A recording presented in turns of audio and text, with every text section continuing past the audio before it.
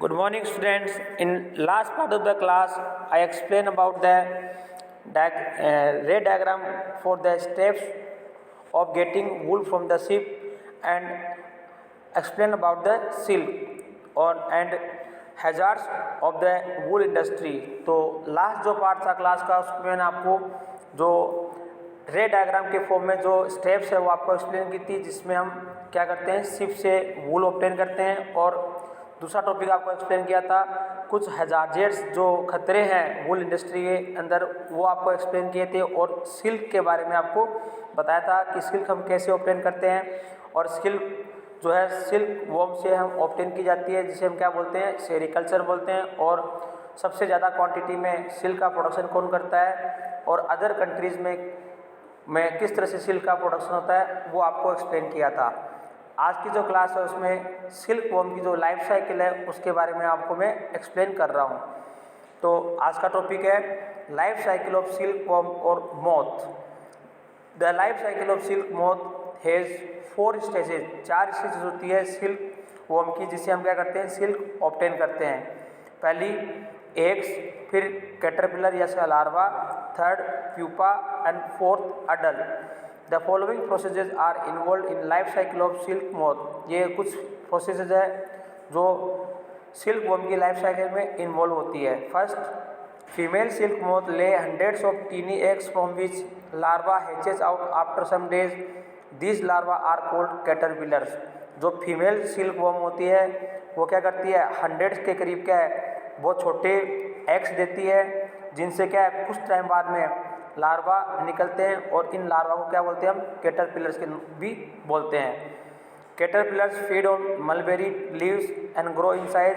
फिर जो कैटरपिलर्स निकलते हैं एग से, वो क्या करते हैं, मलबेरी जो ट्री है उनकी लीव्स को खाते हैं और साइज में बढ़ते हैं।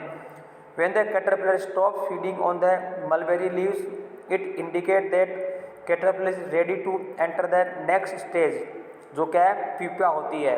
यानी जब कैटरपिलर खाना बंद कर देते हैं मलबेरी ट्री की लीव्स को, तो इसका मतलब क्या है, कैटरपिलर जो है वो नेक्स्ट जो इसकी स्टेप है, कौन सी, प्यूपा, उसमें एंटर होने वाला है। Then it start weaving a net to hold itself. बाद में जो कैटरपिलर क्या करता है, अपने चारों तरफ क्या करता है, नेट बनाता है, ताकि ये क्या है, एक अपनी पोजीशन पे ये होल्ड रहे। Then it begins to swing it head in the form of figure of 8। बाद में जो कैटरपिलर होता है वो क्या करता है, अपने आप को स्विंग करके क्या करता है, जो 8 नंबर है, 8 फिगर है, उसके फॉर्म में क्या करता है, अपने आप को कन्वर्ट कर लेता है। At this stage it's salivary gland secret A sticky fluid around the pupa. इस स्टेज के अंदर क्या है, उसकी जो सिलेवरी ग्लैंड्स होती है वो चारों तरफ क्या कर लेती है, एक स्टिकी फ्लूइड का फॉर्मेशन कर लेती है, जिसे हम क्या बोलते हैं, प्यूपा बोलते हैं। This sticky fluid is made up of protein called fibroin. जो स्टिकी फ्लूइड जो सिलेवरी ग्लैंड सीक्रेट करती है उसे हम क्या बोलते हैं, फिब्रोइन के नाम से जानते हैं।